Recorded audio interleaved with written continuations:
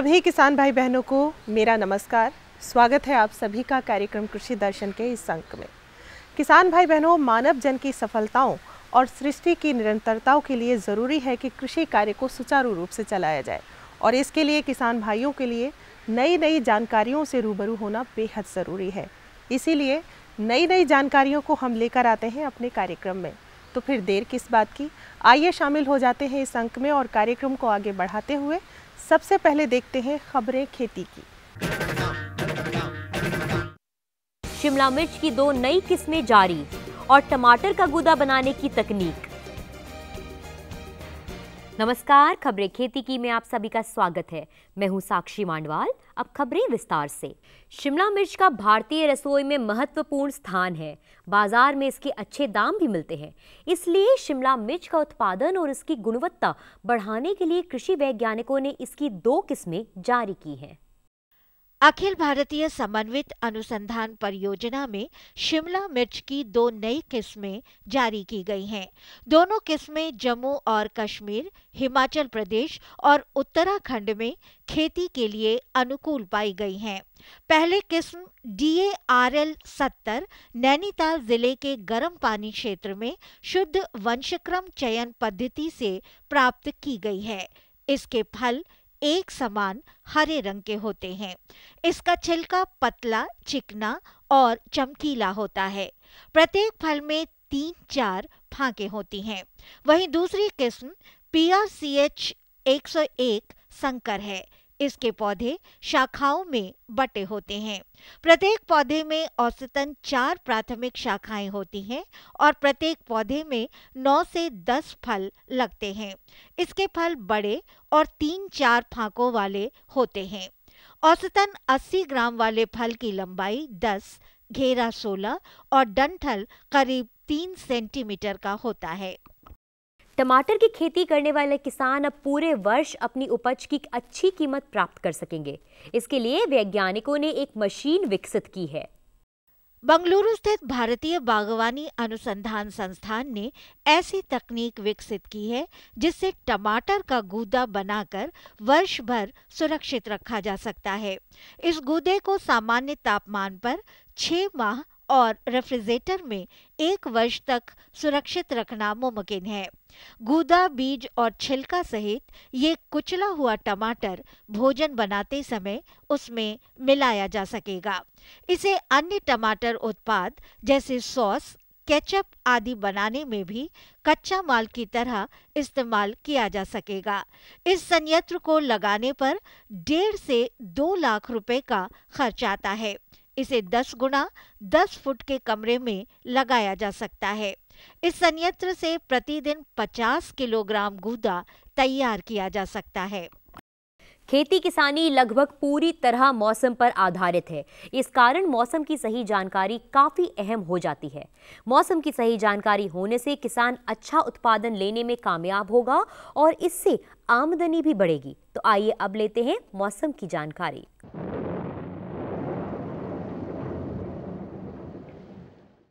अगले 48 घंटे में जम्मू व कश्मीर, हिमाचल प्रदेश तथा उत्तराखंड में बर्फबारी होने की संभावना है। अगले 24 घंटों में हरियाणा, उत्तर प्रदेश, पूर्वी राजस्थान, उप हिमालय पश्चिम बंगाल तथा सिक्किम में बारिश होने की संभावना है। अगले 24 घंटों में झारखंड, बिहार, पूर्वी उत्तर प्रदेश तथा छत्तीसगढ़ में बारिश होने की संभावना है। अगले 24 घंटों में अरुणाचल प्रदेश, असम, मेघालय, नागालैंड, मणिपुर, मिजोरम तथा त्रिपुरा में बारिश हो सकती है। अगले 24 घंटों में तटीय आंध्र प्रदेश तथा तेलंगाना में बारिश होने की संभावना है। फरवरी के मध्य में जो बारिश होती है उसके कई सारे लाभ हैं और कई सारे नुकसान हैं, लेकिन लाभ नुकसानों से कहीं ज़्यादा है क्योंकि वो क्षेत्र जो वर्षा आधारित है, जैसे राजस्थान का काफ़ी बड़ा क्षेत्र है, उत्तर प्रदेश में है, हरियाणा में कुछ क्षेत्र है, या जहाँ पानी की गुणवत्ता अच्छी नहीं है उन क्षेत्रों में ये पानी जो है, जो बारिश हुई है, ये सोने की तरह लगेगा। क्योंकि जो भी फसलें लगी हैं, चाहे गेहूँ हो या जौ हो, सरसों हो, चना हो, मेथी हो, मटर हो, इन सभी फसलों में इस बारिश का लाभ है उन क्षेत्रों में जहाँ पे वर्षा आधारित क्षेत्र हैं या पानी की गुणवत्ता अच्छी नहीं है। लेकिन जो क्षेत्र जहाँ पानी खूब सारा है और कुछ किसान भाइयों ने अपने गेहूं की फसल में पानी अभी लगाया हो और गेहूं की फसल बहुत अच्छी हो, तो बारिश के साथ जो तेज़ हवा चली है, उस तेज़ हवा से फसल गिरने की संभावना काफ़ी बढ़ जाती है और अगर फसल गिर जाती है तो उसमें काफ़ी नुकसान होता है। इसी तरह से जो सरसों की फसल पकी हुई है, इनकी जो अगेती सरसों लग गई थी वो ऑलमोस्ट पकने वाली है।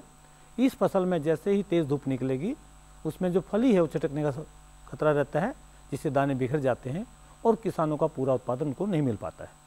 लेकिन जो सरसों लेट लगी है, जिसमें अभी फलियों का विकास हो रहा है या फूल अभी आ रहे हैं, उस सरसों में इस बारिश का काफ़ी लाभ है।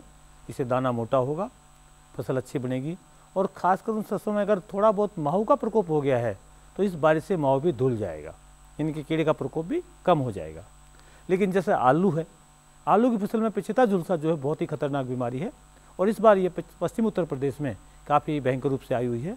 तो इस बारिश से उसके बढ़ने की संभावना है और न केवल बारिश पत्तों में रहेगी और तनों में रहेगी, बल्कि ये कंदों में भी जाने की संभावना बढ़ जाती है, तो ये बारिश उसमें नुकसान करेगी।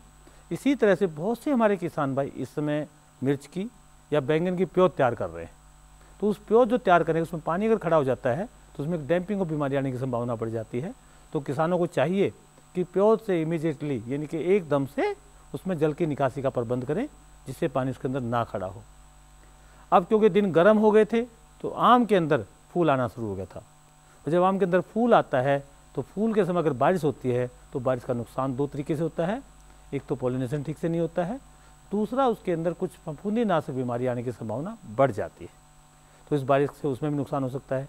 चने की फसल में क्योंकि फूल आ रहा है और इसी समय जो फली छेदक कीट है उसका प्रकोप बढ़ना शुरू हो जाता है, तो मैं उन किसान भाइयों को कहूँगा जिन्होंने चने की फसल लगा रखी है तो वो अपनी फसल में इस समय फेरोमोन ट्रैप जरूर लगा दें और फेरोमोन ट्रैप की मात्रा 1 हेक्टेयर में 5 के करीब रखें, जिससे उनको मालूम रहे कि उनकी फसल में कीट का कितना प्रकोप है और उसी के आधार पे अगर कीट का प्रकोप बढ़ता है तो किसी विशेषज्ञ की सलाह पे वो दवाई का प्रयोग करें और फसल को कीट के प्रकोप से बचाएं। इसी तरह से जो हमारे टमाटर वाली फसल है उसमें भी प्रकोप बढ़ सकता है, बैंगन में बढ़ सकता है, मिर्च में भी बढ़ सकता है, तो उन किसान भाइयों को थोड़ा जागरूक रहना है। अगर बीमारी का प्रकोप बढ़ता दिखाई दे तो कृषि विशेषज्ञ की सलाह लेके उसका प्रबंध करें, जिससे आपको नुकसान कम हो। इस बारिश का जो खास लाभ है वो उन किसानों को जिनके खेत अभी खाली हैं, जिन्होंने बेल वाली फसलें लगानी है, भिंडी लगानी है, क्योंकि इन फसलों का लगाने का अब सही समय चल रहा है और जैसे ही तापमान बढ़ेगा तो आप सभी फसलें लगा सकते हो, चाहे घिया हो, तोरई हो, सीताफल हो, करेला हो, ककड़ी हो, खीरा हो, खरबूजा हो, तरबूज हो, ये सभी फसलें इस समय लग सकती हैं, तो इनका आप लगाने का प्रबंध कर सकते हैं। इसी तरह भिंडी की बुवाई हो सकती है और आपकी मिर्च की भी रोपाई हो सकती है, बैंगन की भी रोपाई हो सकती है और टमाटर की फसल तो आपकी चल रही है। तो एक और ख़ास बात का ध्यान रखना है, जैसे ही बारिश होती है तो खरपतवारों का प्रकोप बढ़ जाता है, तो आपको ध्यान रखना है कि खरपतवारों को रोकना है, क्योंकि ये नुकसान कर सकते हैं और इनके नुकसान से बचने के लिए आपको समय से अपने कारगर उपाय करने हैं। तो अगर पूरे तौर से देखा जाए तो इस बारिश के लाभ ज़्यादा हैं, हानियाँ कम हैं, लेकिन लाभ तभी मिल पाएंगे जब आप सजग रहेंगे, सही समय पर सही कार्य करेंगे और अगर किसी के खेत में पानी खड़ा होता है, कोई भी फसल हो, तो जल निकासी का प्रबंध करना ना भूलें, क्योंकि जल निकासी के प्रबंध से न केवल आपकी फसल बच जाएगी बल्कि आपकी फसल को काफ़ी लाभ मिलेगा और पानी का उपयोग दोबारा कहीं और कर सकते हैं उस पानी का, तो आपकी फसल को लाभ मिलेगा। तो मैं उम्मीद करता हूँ कि हमारे किसान भाई इस बारिश का लाभ उठाएंगे और सजग रहेंगे और फसल की देखभाल करते हुए उसका पूरा लाभ लेंगे।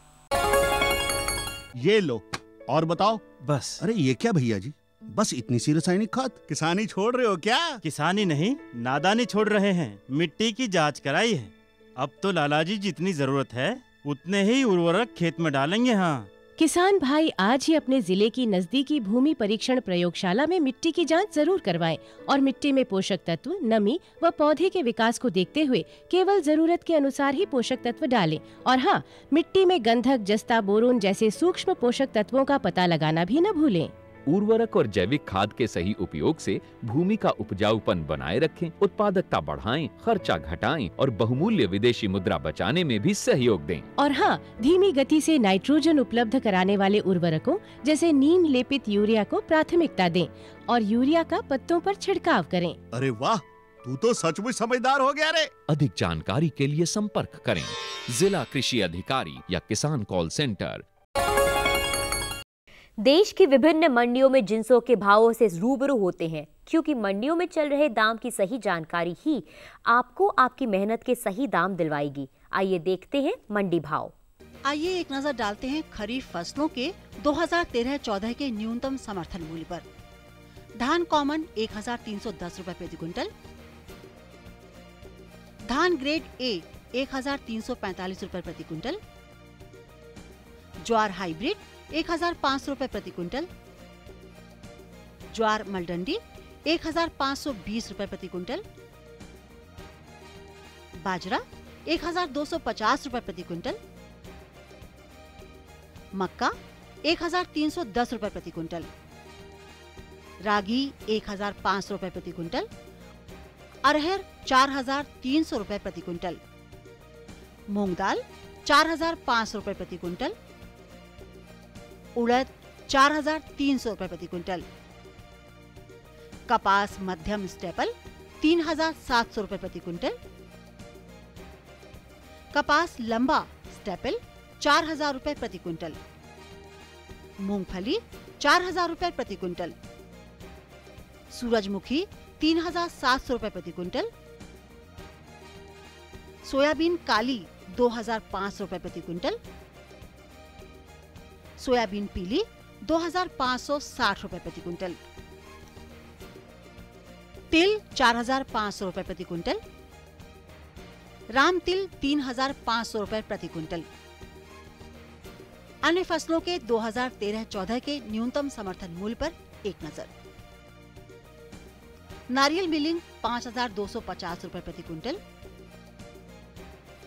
नारियल कोपरा बॉल 5500 रुपए प्रति क्विंटल, सूखा नारियल 1425 रुपए प्रति क्विंटल, जूट 2300 रुपए प्रति क्विंटल और गन्ना 210 रुपए प्रति क्विंटल। खेती की खबरों में आज इतना ही। कृषि दर्शन कार्यक्रम में और अधिक रोचक और ज्ञानवर्धक जानकारियों के लिए देखते रहिए कृषि दर्शन। किसान भाई बहनों, गेहूं हमारे देश की प्रमुख खाद्यान्न फसल है और इस समय जिन किसान भाइयों ने अपने खेतों में गेहूं की फसल लगाई हुई है, उन्हें किन किन खास बातों का ध्यान रखना है और कीट प्रबंधन कैसे करना है, खरपतवार का नियंत्रण कैसे करना है, जिससे कि आने वाले समय में आपको मिले भरपूर गुणवत्ता युक्त उत्पादन। इन्हीं सब बातों की जानकारी के लिए आइए देखते हैं कार्यक्रम का ये भाग।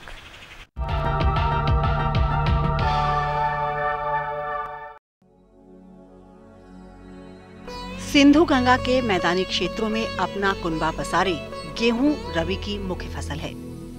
कृषि मंत्रालय की हालिया रिपोर्ट के अनुसार चालू रबी सत्र में अभी तक गेहूं की खेती का क्षेत्रफल 6% बढ़कर 3.15 करोड़ हेक्टेयर जा पहुंचा है। निश्चित ही यह इस वर्ष रिकॉर्ड उत्पादन का आधार बनेगा।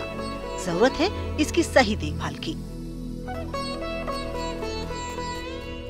ये यमुनानगर का इलाका है जो कि बहुत ही यहाँ पे मॉइस्चर रहती है और जो तापमान है वो भी बहुत ठंडा रहता है, जिसकी वजह से यहाँ पे कुछ बीमारियों का प्रकोप भी देखने में आया है।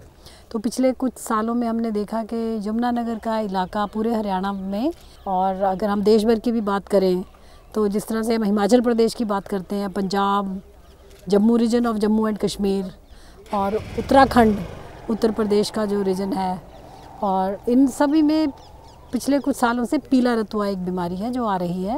ये बीमारी क्या है? इसमें पीले रंग का पत्ता हो जाता है और उसको छूने से हाथों पे पीलापन लगता है। क्रॉप में पीलापन कई वजहों से हो सकता है। वो कमी की वजह से भी हो सकता है, पानी की स्टेगनेशन से भी हो सकता है, मौसम के बदलाव से होता है, कई बार बहुत ठंड पड़े उसकी वजह से भी होता है। लेकिन बाकी पीला पड़ना पत्ते का और पीला रतुआ का, इसके लक्षण में सबसे ज़्यादा फ़र्क यही है कि पीले रतुए में जब हम हाथ से छुएंगे तो पीलापन हाथ में लगेगा। तो किसान जो है कई बारी ये समझ नहीं पाते कि पत्ता पीला किस वजह से हो रहा है, तो इसी लक्षण का हमेशा ध्यान रखें। एक कार्ड जो हमने किसानों तक पहुंचाया है, लाखों करोड़ों किसानों तक वो पहुंच चुका है उन इलाकों में जहां पीला रतुआ बार बार आता है, ताकि वो इसके लक्षण जान पाएँ और ये जान पाएँ कि उनका अगर बीमारी आती है खेत में तो वो क्या कर सकते हैं। तो अभी क्योंकि वो किस्म का चयन कर चुके हैं, तो कुछ किसानों ने ऐसी किस्में बोई हैं अपने खेतों में, जैसे कि WH 711, PBW 343, PBW 373 या फिर HD 2894, HD 2733, जो हमें भी मालूम है और किसानों को भी मालूम है कि वो पीला रतुआ उसमें आता है। तो जिन किसानों ने ऐसी किस्में बोई हैं वो बार बार अपने खेतों में जाएं और ये देखें कि उसमें पीले रतुए की अगर शिकायत है तो वो दवाई का प्रयोग कर सकते हैं। तो इस वक्त का जो समाधान है वो यही है कि वो दवाई का प्रयोग करें, स्प्रे करें फंजीसाइड का। ये एक फफूंद होती है जिससे ये बीमारी आती है। तो ये 3 तरह की फफूंद है। अगर पूरे भारतवर्ष की बात करें हम, तो इस इलाके में नॉर्थ वेस्टर्न प्लेन जोन जिसे कहते हैं हम, उत्तर पश्चिमी भाग में यहाँ पीले रतुए का रहता है, खासकर हिमाचल प्रदेश से लगते हुए स्थान और जो बाकी 6 स्टेट्स की हमने बात की है। और जो बाकी जगहें हैं वहाँ पे भूरा रतुआ और काला रतुआ आता है। जैसे पेनिनसुलर की बात करें तो काला रतुआ आता है, सेंट्रल जोन की बात करें तो भूरा रतुआ आता है। तो पूरे देश में तरह तरह की बीमारियाँ आती हैं और हर जगह का जो रतुआ रोग है वो अलग किस्म का है। तो अभी सबसे ज़रूरी है किसानों को अपने खेतों का बार बार मुआयना करना, चाहे कि वो नॉर्थ वेस्टर्न प्लेन जोन में पीले रतुए के लिए करें या सेंट्रल जोन में भूरे के लिए करें या पेनिनसुलर जोन में वो काले के लिए करें। तो अभी तो उनको सिर्फ नोट ही करना है कि इस वक्त कितना है और उनको अपनी खेत को इस चीज़ से बचाना है कि जो सिट्टा है, बालियाँ हैं जिसे हम कहते हैं, बालियों के ऊपर तक कोई भी रतुआ नहीं आना चाहिए। उससे उनको 60 से 80% तक नुकसान हो सकता है। और अगर पीला रतुआ इतना ज़्यादा आ जाए कि ग्लूम्स तक, दाने के बाहर की जो परत है अगर वहाँ तक आ जाए तो दाने के बाहर तक, छिलके तक भी आ जाता है, तो उस वक्त तो 90 से 100% तक नुकसान हो सकता है। इस बार पीला रतुआ बहुत ही जल्दी देखा गया। 1 जनवरी को एक किसान ने बता दिया था कि उसके खेत में पीला रतुआ है। तो ये एक अवेयरनेस प्रोग्राम कि जब किसानों को किसी चीज़ का पता चलता है तो वो खुद ब खुद ये बताते हैं कि उन्हें किस मुसीबत का सामना करना पड़ रहा है।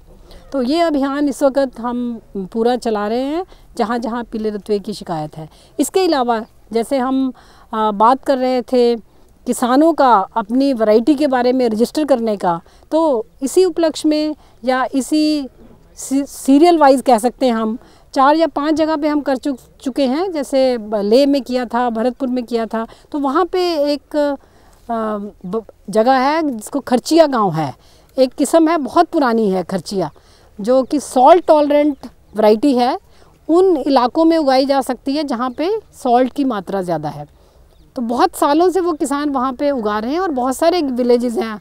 और वहाँ पे जो गांव था, जो सरपंच थे, उन्होंने मिलके उस खर्चिया को इस बार एक रजिस्ट्रेशन का केस बनाया गया है, जो कि हमने PPVFR अथॉरिटी में दे दिया है। तो उम्मीद करते हैं कि इस पर उनकी वो किस्म रजिस्टर हो जाएगी। रजिस्ट्रेशन का फ़ायदा उनको ये होगा कि वो अपनी मर्ज़ी से उसका फ़ायदा उठा सकते हैं, अपना बीज बना सकते हैं और उस पर बिज़नेस भी कर सकते हैं कि किस तरह से उस बीज को। और पूरे देश में अगर देखें हम तो सैलिनिटी का एरिया बहुत ज़्यादा है और खर्चिया को ही इस्तेमाल करके और भी बहुत सारी कई KRL 210, KRL 213 और इस तरह की कई किस्में बनी हैं। तो इस तरह से ना कि हमारे देश में लेकिन बाहर के देशों में भी खर्चिया को यूज़ कर रहे हैं सैलिनिटी के लिए। लेकिन पहली बार ये है कि हमने PPVFR अथॉरिटी के थ्रू इसको रजिस्टर करवाने का प्रावधान किया है। तो इस तरह से अगर हम आगे आने वाले समय में देखें या पिछले साल की बात करें तो कई बार जो देश का उत्पादन है वो ना केवल बीमारियों से ही लेकिन क्लाइमेट चेंज की वजह से भी हमारी उत्पादकता कम हो जाती है। जैसे कि बारिश का ज़्यादा आना थोड़े समय में, बारिश तो रही आपकी 20 या 40 mm या 100 mm तक, लेकिन उसमें इतना ज़्यादा हुआ कि 2 या 3 दिन में इतनी बरस गई कि वो पानी खड़ा हो गया। पानी के निकास का प्रावधान ज़रूर करें। इससे क्या होता है कि एक तो पानी खड़े में गेहूँ पीला पड़ जाता है, पीले पड़ने के बाद वो बिल्कुल ही सूख जाता है और उसमें बिल्कुल भी उत्पादकता नहीं होती। पिछले साल 2% से ज़्यादा प्रोडक्शन में कमी आई, उसका मेजर कारण यही था। रात का मिनिमम टेम्परेचर थोड़ा हायर था लेकिन उससे इतना नुकसान नहीं हुआ, जो कि हमारे एक्सपेरिमेंट से पता चला है हमें, क्योंकि हमारे एक्सपेरिमेंट्स में पानी खड़ा नहीं था तो हमारी उत्पादकता कम नहीं हुई, लेकिन किसानों की उत्पादकता कम हुई है। तो उसका मेजर कारण यही रहा। अगली बारी खेत तैयार करने से पहले कि उनको किस तरह से खेत की थोड़ी सी स्लोप या स्लांट बनानी है, ताकि अगर इस तरह का वातावरण बनता है कि बारिश ज़्यादा देर आती है तो वो पानी एक साइड को निकल जाए। तो ये चीज़ का ध्यान करने के लिए किसानों से ये रिक्वेस्ट करते हैं हम हमेशा कि वो अपने खेतों का मुआयना करते रहें ताकि उनका नुकसान कम हो। ये जो पानी की हम बात कर रहे हैं ये सिर्फ उत्तर पश्चिमी भाग में नहीं लेकिन पूरे देश में जहाँ भी गेहूँ इस तरह से उग रहा है और जहाँ पे लेवलिंग है और जहाँ पानी खड़ा होता है तो सारे ही देश के किसानों से ये हमारा सुझाव है कि वो पानी के निकास का प्रबंध ठीक से करें। इसके अलावा हमें बड़े प्रश्न आते हैं पूरे देश भर से कि उनके खरपतवार बहुत ज़्यादा हैं, खासकर मंडूसी जो है नॉर्थ ईस्ट में भी है, सेंट्रल जोन में भी है, सभी जगह है। और मंडूसी का एक ऐसा प्रकार आ गया है जो कि आम जो हम सल्फरन, मेटसल्फरन या और तरह की जो दवाइयाँ हम एक ही दवाई वाला वीडिसाइड यूज़ करते थे, उससे रेजिस्टेंस आ गई है। तो उस रेजिस्टेंस के लिए अब नई दवाइयाँ कई आए हैं, जैसे अफिनिटी है, टोटल है, पेंडिमिथलिन है। तो इस तरह, लेकिन अगर हम खरपतवार की पूरे देश के किसानों के लिए बात करें तो उसमें सबसे पहले किसान को ये देखना है कि वो समय से 30 और 45 दिन के बीच में ही वो वीडिसाइड का स्प्रे कर दे। इससे बाद स्प्रे करने का इतना फ़ायदा नहीं होता। तो कुछ किसानों को ये अच्छा लगता है कि अभी हम देखें पहले, फिर उसको मरता हुआ देखें। तो वो एक माइंड सेट है जिसे किसानों को चाहिए कि उससे थोड़ा अपना बदलाव करें। तो खरपतवार जो है ये बहुत ज़्यादा नुकसान करता है, उसका हमें पता नहीं चलता, लेकिन उससे भी बहुत 20% तक नुकसान हो सकता है अगर रेजिस्टेंट मंडूसी जैसे आई है उसी तरह से बाकी। और एक डोज़ हर किसान को चाहिए कि डोजेज ठीक मात्रा में इस्तेमाल करें। तीसरी बात यह है कि जो केमिकल या एक्टिव इंग्रेडिएंट जिसको बोलते हैं वो एक साल यूज़ किया है तो अगले साल वो दूसरा इस्तेमाल करें, क्योंकि कई तरह के खरपतवार नाशक दवाइयाँ हैं, तो दवाई का प्रयोग वो बदल के करें। तो खरपतवार के लिए ये 2-3 चीज़ें का होना बहुत ज़रूरी है। इसी तरह अगर हम पूरे भारतवर्ष में अब के बाद के समय की बात करें तो अभी टेम्परेचर बढ़ने की जैसे हमें संभावना रहती है, चाहे सेंट्रल जोन है, चाहे वो पेनिसुलर जोन है या वो ईस्टर्न जोन है हमारा। तो इसमें क्या होता है कि हमारे जो किस्में हैं हमने ऐसी दी हुई हैं जो कि ज़्यादा गर्मी को सहने की शक्ति रखती हैं, लेकिन किस्मों को बनाया गया है जैसे टेम्परेचर धीरे धीरे बढ़ता है, लेकिन अगर एकदम से बदलाव आता है मौसम में कि एकदम से ठंडा हुआ और एकदम से गर्म हो जाता है 4-5 डिग्री का, तो उससे एकदम से शॉक लगता है और दाना नहीं बन पाता। तो उसके लिए पूरे देश भर के किसानों को ये सुझाव दिया जाता है कि वो या तो पतला पानी लगा लें अगर पानी का प्रावधान हो सकता है, जहाँ पानी नहीं है रिस्ट्रिक्टेड इरिगेशन है, कुछ लोगों ने स्प्रिंकलर इरिगेशन का प्रावधान किया है, या अभी नए एक्सपेरिमेंट चल रहे हैं ड्रिप इरिगेशन के। तो स्प्रिंकलर इरिगेशन तो काफ़ी लोग यूज़ कर रहे हैं, इवन नेपाल में, महाराष्ट्र में, गुजरात में बहुत लोग स्प्रिंकलर इरिगेशन इस्तेमाल कर रहे हैं, साउथ वेस्ट हरियाणा में भी कर रहे हैं। तो ये सब इनको चाहिए कि जब भी ज़्यादा टेम्परेचर बढ़ता है तो स्प्रिंकलर से इरिगेशन करें, उससे थोड़ा सा टेम्परेचर डाउन आएगा, या पतला पानी लगाएं। तो अभी के बाद की किसानों से यही अनुरोध है कि वो अपने ज़्यादा प्रोडक्शन लेने के लिए इन क्लाइमेट चेंजेस को देखते हुए अपने खेत का रखरखाव करें, ताकि हमारी प्रोडक्शन इस बार 100 मिलियन टन तक हो सकती है, क्योंकि ऑलरेडी 31 मिलियन हेक्टेयर से ज़्यादा एरिया भारतवर्ष का हो चुका है।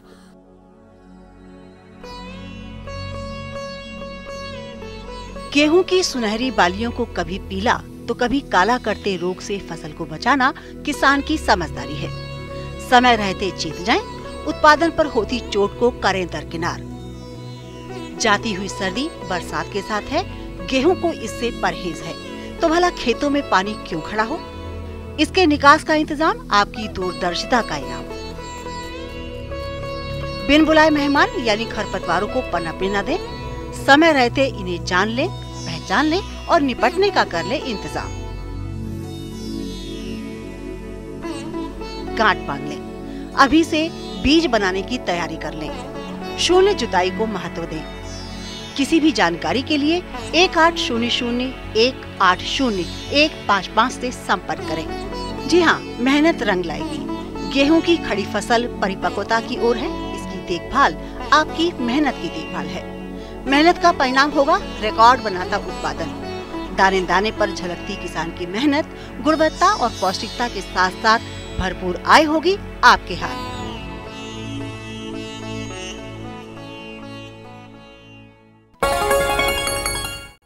आपको हमारा कार्यक्रम कृषि दर्शन कैसा लगा? अपने सुझाव, प्रतिक्रियाएं एवं सवाल हमें इस पते पर भेजें। कृषि दर्शन, कमरा नंबर 10, CPC दूरदर्शन, खेलगांव, नई दिल्ली 110049।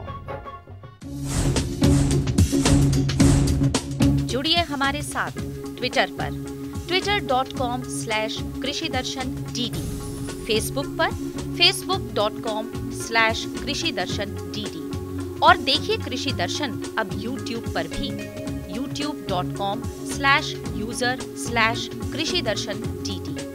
भेजें हमें मेल krishidarshan@gmail.com पर।